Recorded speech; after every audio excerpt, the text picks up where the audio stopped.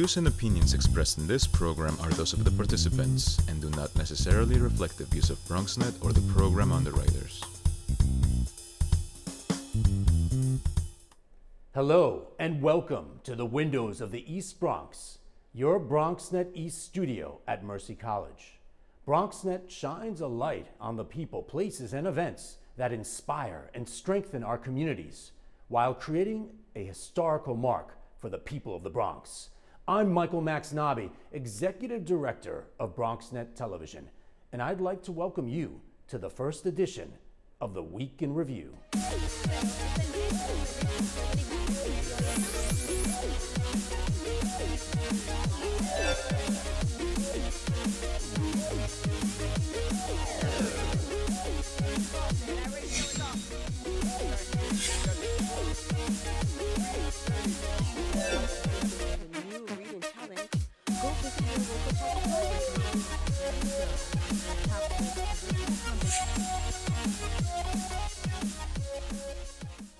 Hello, I'm Michael Max Nobby, and I'm from the Bronx. The rich cultures of the Dominican Republic create a powerful wave of color as students explore the traditions and heritage of the people of Quisqueya. One organization has brought that and more to the Bronx in New York City. BronxNet videographer Brianna Roller and correspondent Hanoi Evangelista brings us this story. The Association of Dominican Classical Artists presents another year of art and folklore of the Dominican Republic, but also music composed by Dominicans and Latin American artists. The association brings free performances of classical traditional Latin American music to Upper Manhattan communities. Adam Vasquez is the current president, and he explained a bit more of the association. In every season we have 4 concerts. Each concert varies on the theme, so they are thematic. The one in February is dedicated to Dominican tradition, so we focus on Dominican composers basically. But the one in October, we focus on the historical period of music, like we did Impressionism. The coming season, we're going to be doing composers of New York City. Adam Vasquez is the co-founder of the Washington Heights Community Conservatory of Fine Arts, which is an after-school program offering free instrumental and visual classes to students from pre-K to 12th grade. My schedule, Tuesdays, I have my clarinet class first, and we learned all these different notes. And second, we have theory class, and that is like, we learn like how to sing and like stuff like that. In partnership with City College, the association hosts 4 concerts throughout the year. Each concert has a different name but the same concept. The next concert will be held on April 21st, 2016. To find out more information, visit the official website at www.clasicosdominicanos.com. The association showcases and promotes the music of these classical composers that may not have a chance to be heard throughout New York City. This is Hanoi Evangelista reporting for BronxNet. Muchas gracias, Brianna and Hanoi. Our next story comes to us from reporter and editor Kadia Loy Knight. Kadia dives into BronxWorks Swim Clinic as they continue to give back to the Bronx community.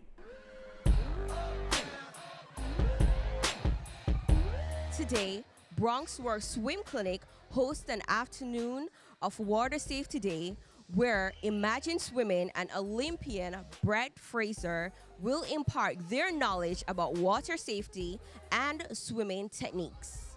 Aquatic Director Eileen Towie stated that none of the children that are present knew how to swim before attending BronxWorks Swim Clinic. Yeah, we have Imagine Swimming here hosting an event with Olympic swimmer Brett Fraser. It's a water safety day. It's for kids and families from the community, non-swimmers who don't have access to a swimming facility on a regular basis. And we want to get them here and teach them the importance of learning how to swim. And we're here to kind of just spread the love for swimming and use our resources and our experience to help these guys out. The director of Imagine Swimming explains to the children about the importance of water. He introduced rules to follow for water safety, and they are: 1. Learn how to swim. 2. Know your limits. 3. Swim in supervised areas. 4. Consider a life jacket or a floating device. 5. Stay away from frozen water. 6. If someone needs help, Practice reach and throw but don't go. 7. Follow the safety signs. 8. Don't swim in bad weather. 9. Enter water feet first. And 10. Buddy up.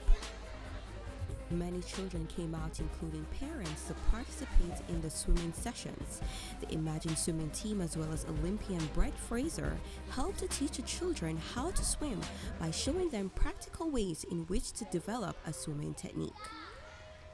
It's a pleasure to be down here to share my experience with the sport and also the water with the upcoming generation. So thanks for I thank them for having me, and I look forward to hopefully having a positive and instilling a positive change and teaching these kids a little bit about the water. I joined the swim team when I was about 5 or 6 years old, and swimming at the time was something that I enjoyed doing. Once you learn how to swim, you might find that you end up liking the water a little bit more than you originally thought. 1, 2, 3.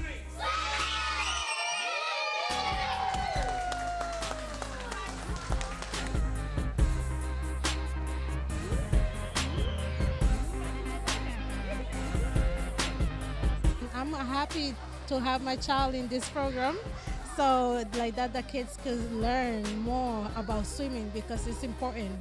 For more information about Bronx Works Swim Clinic, visit the website www.bronxworks.org. For BronxNet, this is Katie Aloy Knight. From the pool to the open water, let's catch a wave with Pergones Theater as they line up their annual March is Music concert series with a one-man show telling the story of one of Hawaii's most historical figures. Hawaiians call this place your na'au. It's a place where all of your emotions sit, and it's right here, right in your na'au, that thought grabs onto something good. Well, today we're doing a show. It's a one-man show, so it's a play that features only me about one of the most famous Hawaiians in history. His name is Duke Kahanamoku. Duke Kahanamoku is mostly known for bringing surfing to the rest of the world. He's the one that introduced surfing. He also was an Olympic gold medalist, but the reason why we came up with this show was to show the world what else he did. He also became a very famous individual known throughout the country and the world, really, because of just what he did and how he was a very humble man. So that's what the show is about. It's great to travel with Moses. Moses is so professional. Moses, and this show is really his baby, and it's so wonderful to support that. But just being in the neighborhood is great. I'm from Honolulu originally. I've been to the East Coast some, but never been to this area, and just to be able to be in the community even for this short amount of time has been a great experience. It's been months of work, of research on him, on Duke, and I did not know that I was going to meet this amazing historic person. So important character and historical person from Hawaii has been amazing.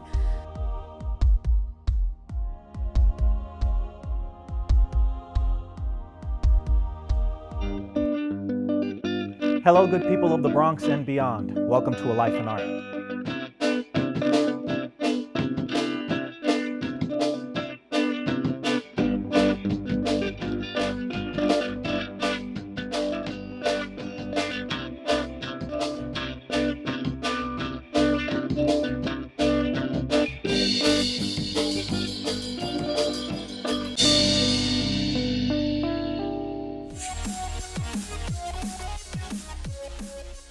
Hello, and welcome back to the Week in Review. If you miss any part of today's show, be sure to check out all these stories on BronxNet.tv.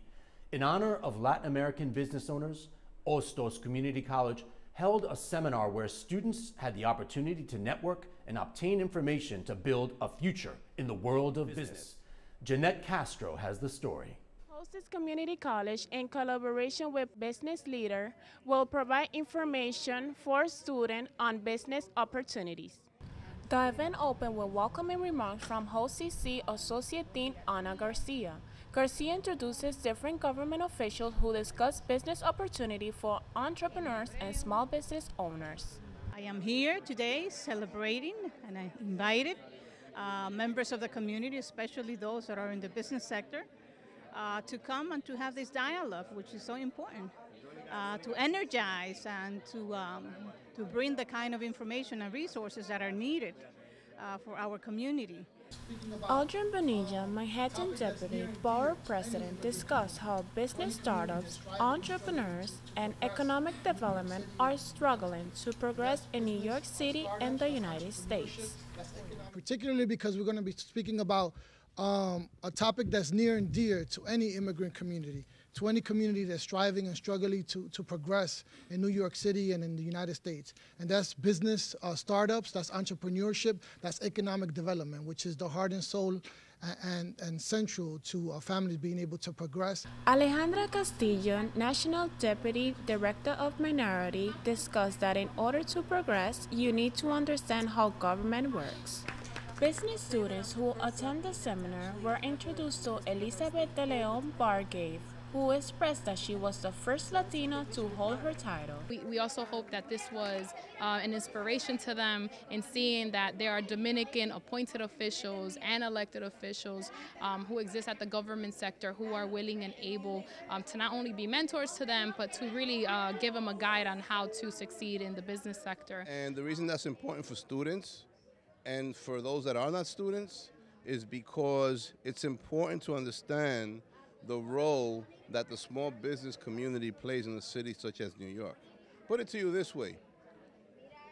If one Monday, just half of the small business owners in Brooklyn, Queens, Manhattan, the Bronx, and Staten Island, just half of them, if they say, I'm not opening my shop today, I'm not opening my consulting firm today, I'm not opening my office, this city would freeze. It would be a catastrophe. If they go to the city page, which is nyc.gov, there are several departments there that will tell you how you can find business opportunities.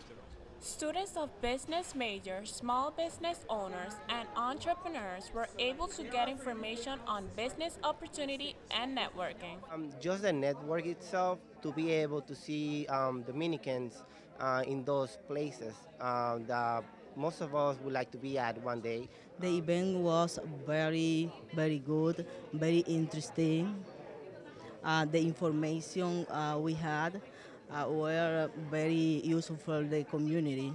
Last week of Dominican Heritage, government officials came together to help and support entrepreneurs in their career path. Reporting for BronxNet, Jeanette Castro. Thank you, Jeanette. Councilman Andy King partners with the New York Public Library to launch their newest initiative titled Reading is Cool. Kadialoy Knight and editor Alexander Jerez bring us the story. Councilman Andy King and the New York Public Library invite students to participate in the new reading challenge called Reading is Cool. A month-long reading challenge in King's District kicks off with a new PSA and event at the library's East Chester branch.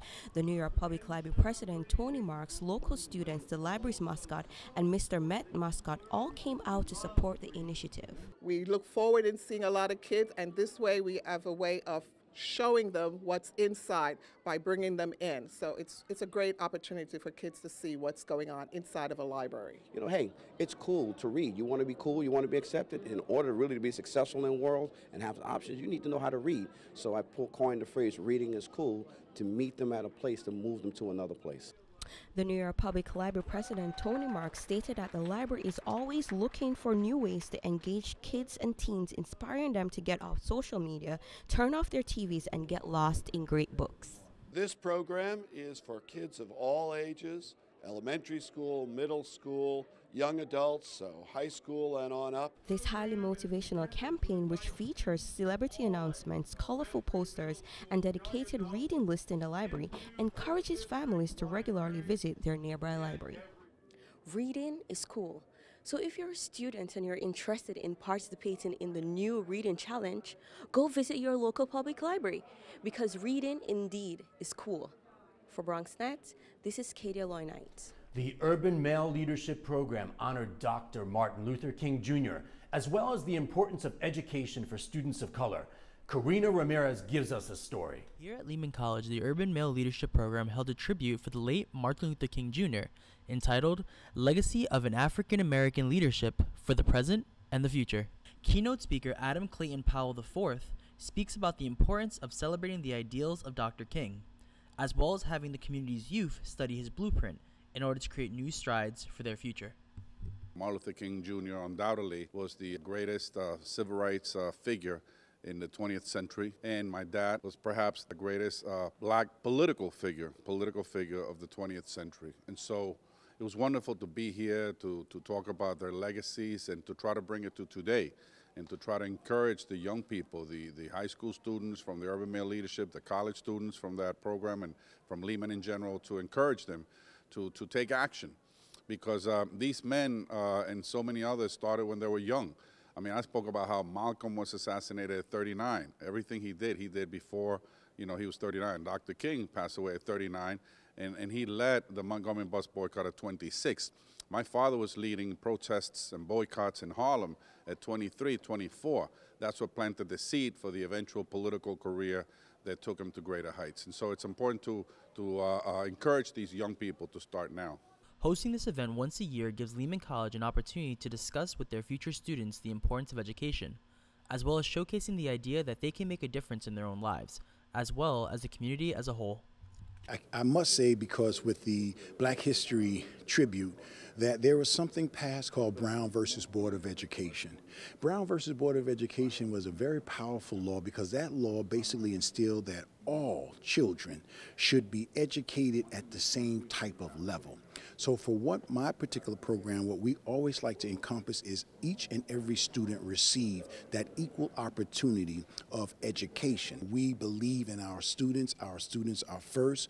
We go beyond the call of duty on the academia side and also on the student affairs side to make sure that our students receive that strong equal opportunity for education. This was an opportunity for the Lehman College campus community, as well as high school students, to one, be enriched further about their history, and also to consider Lehman College as a citadel for their educational pursuits. Students need to understand on our ancestors' shoulders they stand, and they come from a huge legacy of people, and ultimately, if it can just plant a seed in them to make a difference in their lives, in their families' lives, in the life of the community as a whole, priceless. To celebrate the legacy of Dr. Martin Luther King Jr., participants understand that the dreams of their past impact the reality of their future. This is Justin Rodriguez for BronxNet. Thank you, Karina. In celebration of African American and Dominican heritage, Hostos Community College invited back alumnus Dr. Pedro Rivera to discuss historical figures you need to know about. Let's take a look. He's considered the ideological son of Marcus Garvey, and his life from 1913 to 1966 brings together a little-known piece of history. In celebration of Dominican Heritage and Black History Month, Hostos Community College welcomed back graduate and current assistant professor of Latin Studies at Savannah State University, Dr. Pedro Rivera, who talked about the work of Dominican-born Carlos A. Cooks, a Black nationalist who took Harlem by storm, yet managed to do so behind the scenes. In this month, we celebrate the heritage of both the Dominican and African American communities. I was very lucky that my topic really brings those two narratives together. In a lecture entitled Pan-Africanism from Santo Domingo to Harlem, Dr. Rivera, speaking before students, faculty, and dignitaries, took listeners through the history of the island of Hispaniola that today makes up the countries of Haiti and the Dominican Republic. He detailed its early days of colonization that began in the 1400s by Christopher Columbus, followed by centuries of unrest due to slavery, smallpox, and yellow fever, to the ultimate takeover of the western part of the island by the French, an area that had previously fallen to Dutch and British pirates. The early 1820s, however, would bring change. The idea that Santo Domingo's destiny was tied to that of Haiti was accepted in a large part of the population. And so it happens. In 1822, Hispaniola, the island that today is shared by Haiti and the Dominican Republic, was one country, one island, under the unification of Haitian rulers. Here's where it gets interesting as African Americans now begin to travel to the island. African American descendants in the Dominican Republic today, in the city of Samaná, which actually go back to that history when they came to the Dominican Republic and then remained and contributed, because they didn't live in a vacuum, contributed to what the Dominican identity is today. An identity that grew in the province of San Pedro, a city that rose to become a wealthy urban metropolis in the late 1800s as Cubans fleeing unrest settled there and brought with them their knowledge of sugarcane farming. It was there that a branch of the Universal Negro Improvement Association, founded by Marcus Garvey, was formed by Cook's parents. Suspicion on the part of governing forces led to their deportation. They would reappear in New York, where Carlos would find himself also. By now, Carlos is a full supporter of Garvey's message and would soon create the African Nationalist Pioneer Movement, a movement that set the stage for the work of Malcolm X, who was a friend, and the Black Power movement. In 1938, he's going to start what is called the Street Speaker magazine, which is, again, by black, street speaker. These are things to remember Carlos Cooks for. With his home base in Harlem, Cook's message went so far as to influence his contemporaries to use the word black to describe people of African descent instead of Negro. Some explanations, historic explanations about development of the Dominican ethnia, which is very important. And one of these words that impressed me was the Dominican Republic is the only country Spanish speaking with the most population of black people. Associate Dean at Hostos, Ana Garcia Reyes, says this is all part of the college's push to continually provide their students, as well as the community, information on the country's history. I think that the more we research and study the migrations of Dominicans to the diaspora, and more specifically to the United States, and in this case to Harlem, the more important that it becomes and the more light that it brings to our history. So I was asked to speak on Carlos Cook, and so was Dr. Rivera, who has done his dissertation on Carlos Cook. So since that time, we've become friends, we initiate communication, we discuss topics, but the best way to describe Carlos Cook is he continues the work of Garvey. To find out more about the life of Carlos Cook, you can visit the Dominican Institute in Harlem. Meanwhile, Rivera says he's in the process of writing his own book. For BronxNet, this is Arlene Makoko. BronxNet and Bronx Works help raise awareness and support for homeless services while gathering for a winter swim. The annual Bronx Polar Bear Plunge took place at Orchard Beach, and attendees proved that a little cold weather wouldn't stop us from doing our part for a good cause. Nancy Asiama and Marivid Batista have the story. The cold weather might keep you away from the beach, but for a great cause, the BronxNet team and BronxWorks gathered at Orchard Beach for the annual Polar Bear Plunge.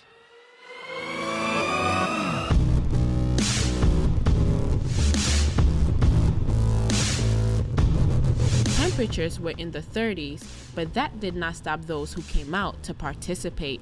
Executive Director of BronxNet and co-founder of the Bronx Polar Bears, Michael Maxnabi, encouraged attendees to support the homeless services of BronxWorks, enjoy the beauty of the Bronx, and to look at this event from a health and fitness aspect as well.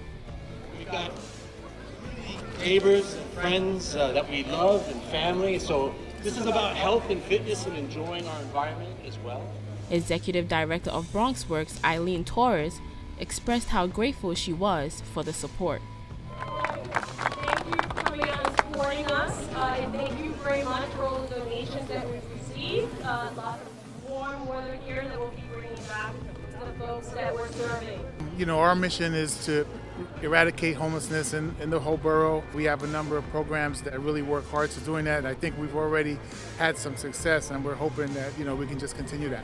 The BronxNet Television and BronxWorks team were not the only participants at the event. Others included the Fire Department of New York, the Coney Island Polar Bears, the Department of Homeless Services, local elected officials, Bronx residents, and many more. These events happen throughout the year, and it's unfortunate for a lot of families, you know, to lose their homes. It's not only New York's problem. If we can do a little part here or there, then hopefully everybody does their thing, and altogether it makes a bigger change, maybe. And I think it's a beautiful thing to do, to reunite people and to work together as a team for like a good cause. This is my district, Orchard Beach. I'm very proud of my district, and one of the gems of my district is Orchard Beach and all the events that happen here. But of all the events that happen here, these are one of the nicer events, not just because you got a bunch of crazy people running in the water, but because of the cause that's in back of it. The helping the homeless and the collection of coats for the homeless in this cold season. It's a wonderful thing, and it's heartwarming to see. Executive chef of Havana Cafe, Ramon Perez, came out to support in the best way he knows possible, providing the crowd with hot chocolate and chicken and rice soup to keep the body warm. Max, a good friend of mine from BronxNet, had mentioned this event to us. We're supporting the homeless in New York, and he explained what they were doing here. And obviously, you know, some hot soup and hot chocolate is appropriate. These people, they're going in the water, it's very cold out here. And we're always ready to support any event. We always try to do what we can to help out and to give back to the community. Anna Romanovich took part in the bear plunge last year, and she shares with us why this year is so special to her. Last year it was the best ever. It was the ocean was with the thin ice. I actually was pregnant. My doctor said it's fine to go in the water. I was pregnant with him. And this year I see the cool part, it's snow. It wasn't last year, so we can roll in the snow. Jumping in the cold beach water after a snowstorm gave those who took part in the event a chance to feel what it's like to be in a homeless person's shoes during the winter season. I don't think what we do is anything like what happens when you're stranded and you're just cold and you're not prepared for it. We're prepared. We like this, but it's nothing like what people have to do when you're desperate. We were just happy we could give some gloves and some hats and add some joy to it in a certain way. Bikinis, bathrobes, swimming trunks, shorts, and bare feet is not what you expect to see at the beach in early February, but if it helps to keep the Bronx strong, then these people are all in. For BronxNet Television, I'm Nancy Asiama. Thank you for joining us. If you missed any part of today's show, check us out on channel 67 Optimum and 33 Fios, and on the web at BronxNet.tv. This is Michael Max Nobby reminding you to stay connected through your network and your channels here on BronxNet.